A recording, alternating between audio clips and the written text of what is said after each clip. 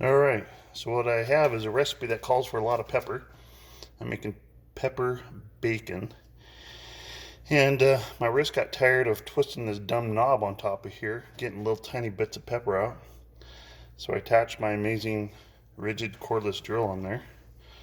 And let's see how she does.